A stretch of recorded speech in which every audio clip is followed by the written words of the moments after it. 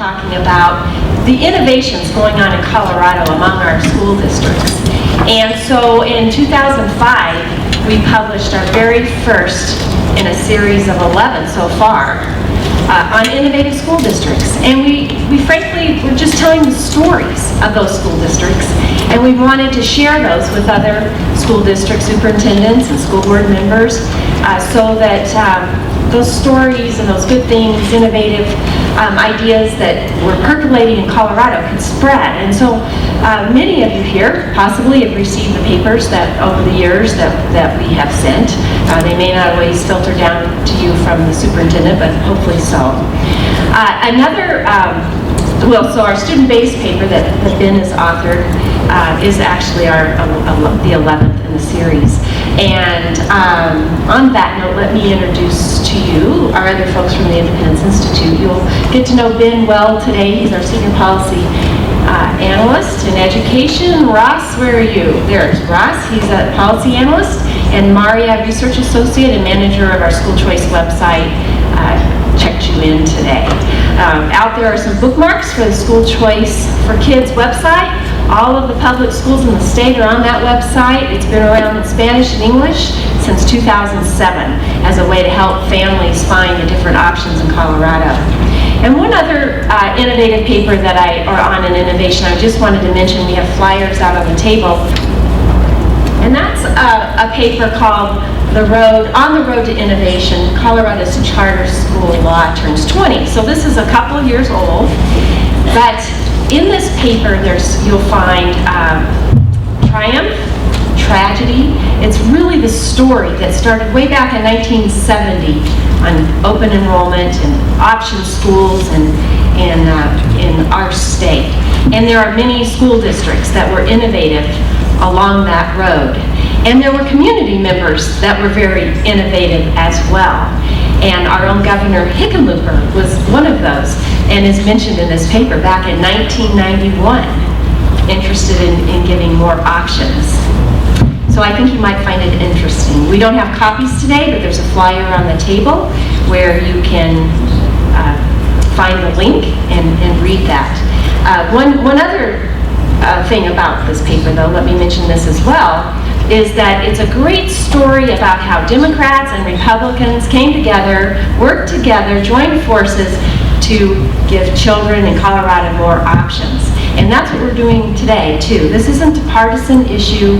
We have Democrats in here, and we have Republicans in here, and we're thrilled about that, and we're all here to work to serve children better in Colorado. So thank you so much for coming, and I'm going to turn the rest of the program over to Ben DeGrow. Thank you.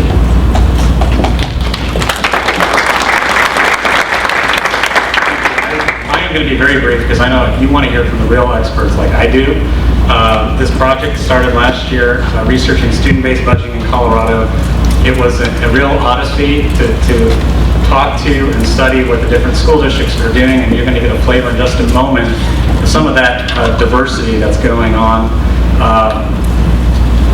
And hopefully you got a copy of this publication. I think I see a lot of them out there. If you didn't get one on the way in, please get it on the way out.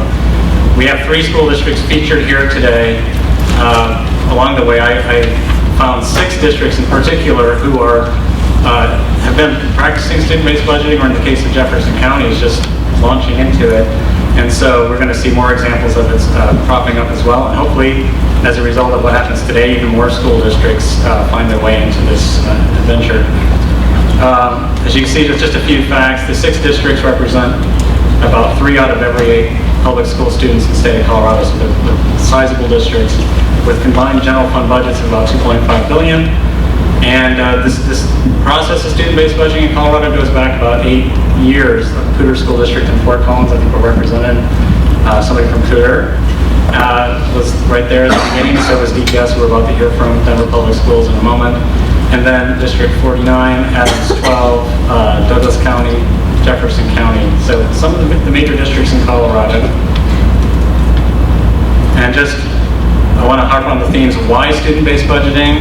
There's lots of good reasons, and we'll hear more of them at the lunch presentation, but it's a matter of good faith with the community, building transparency in how dollars are allocated from the central office to the school level.